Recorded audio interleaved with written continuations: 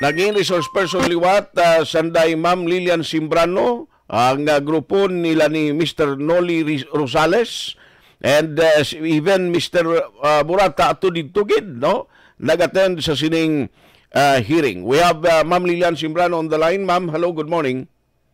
Sir, good morning, good morning. Kag mabuhay sa tanan nga mga viewers and listeners ng Action Radio.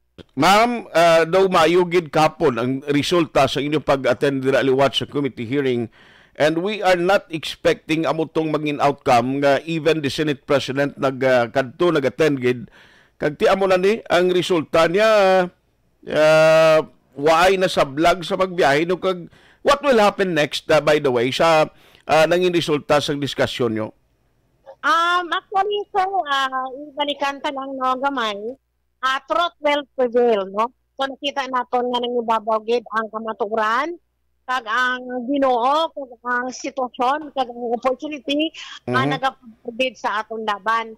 Halin sa pinakadulom nga sitwasyon nga ginsalom natin, sir, tugtog napamatud-an ta, kag nalabot ang tagumpay, kag ang tunay nga kasanag. So ang nga sitwasyon, sir, nakita nyo ginman ko dito, paano natin ginaaway sa halin sa Kongreso pagkadto sa Senado ang ining laban para may basura ining QVMP, masuspect, kag mapamatian kita, no? So ang aton, sir, nga ginabar kagapon at hag, suspension kag ang pagbalik sa 5 ka tuig nga prangkisa, no? Okay. So gina-expect naton sunod ang posible nga mga 1 to 2 weeks nga magwa nga resolution nga ginapangako ni Justice Escudero kag sa chairman on Committee of Transportation kasi Chairman Tolfo, no? So ini sa sir ginakabig natin isa ka madako nga kadalagan, hindi lang sa Bacolod, hindi lang sa Negros, hindi lang sa Region 6, no? Kundi sa buong sa Pilipinas. Kag pasalamatan naman kag gina-appreciate ko ang tanan nga pagkilala kag appreciate sa aton effort sa Senado kung sabihin napasuspinde naton ang ining PUP Modernization Program. Kag pasalamat ta nga bilang continuous ang unang hearing gina-appreciate kita ni Senator Tolfo bilang main nga speaker sa kagkatatlo kita ka bises na nakambal kagapon. Yes. Pero ma'am, anong epekto? Nagligad hindi bala may show cause order na sundo gindulong nyo to. Ti na no matabo siniman in effect siguro no bali dula lang to anay tunaw to anay alangan sigiyon nila to ang pag-akto sa ginpadala ninyo nga mga reply o kon sabat dito kay amo na ning natabo o subong?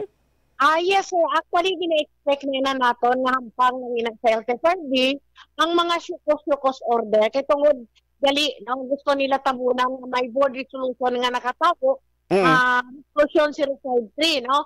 Sang gin-approve ina sang April 30 na dumduman naton nga grabe ang welgata.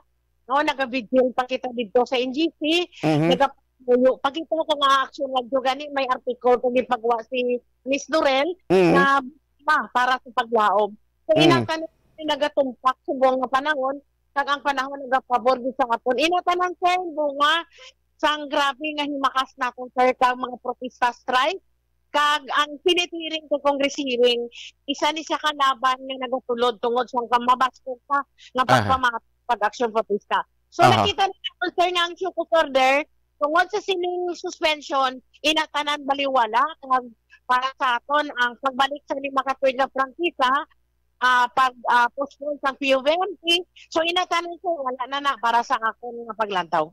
So anong matabo sinino kay tiko na mo ning sitwasyon, ma-process na lang kamo ang ibang wise ang renewal, then with finality ng o kung hulaton ta na lang ang ipapanaogid nga mando kag desisyon sang Senate kag Office of the President, and then dira na masugod ang possibly pag-renew kag pag-issue sa inyo sang individual franchise nga tag 5 ka tuig do mo na. Yes sir, pero hindi kita kampante ha, kaya siyempre kabalota mamaniobra man sa Japon, pero dako pagsalig ta sa Senado sir, nga matugdukan ini kag ang boses ni Tolfo nga nakita nila ang kamaturan sa likod sa PUP Modernization Program. So ang akon siguro nga paglantaw dire is hulaton hamon ang finality kag ang guidelines nga magagwa halin sa Senate, lag sa LTFRB, balik pa sana, balik pa kita. Tuloy ang biyahe, sir. Wala ni Sir Jacob. Kasi nakita naman natin yesterday, suspended na ang CUV modernization program. Yes. Wala to na mo ni Mama no, ang ipagwagid ng direktiba kag ang kaundan na gid sang formal ng desisyon o kung nasulat kag ipagwa sa ulihi lawas sang Senado kag maybe sa Malacañang kay ipadabot nila kay President BBM para mangin official kag mangin kampante nagigamo that the suspension maga-epekto na. Salamat kay Ma'am Lilian, halong kamo dira. Oh yes, sir. May gusto lang ako nga hiwatid sa tanan. Kapasalamat sa voters ka nag-support sa aton.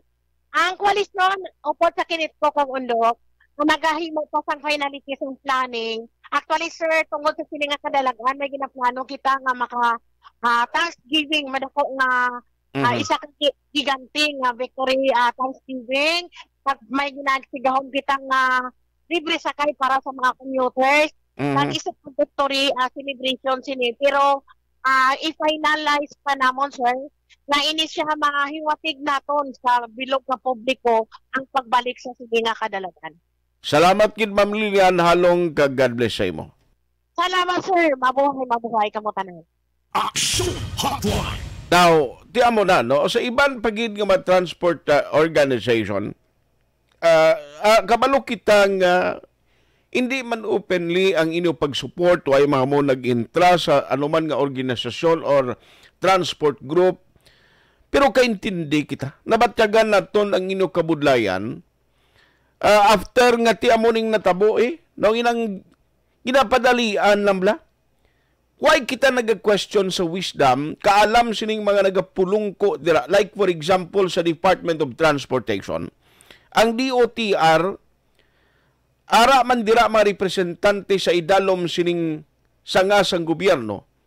Of course, ang LTFRB, ang LTO, nga among nagabulig dira.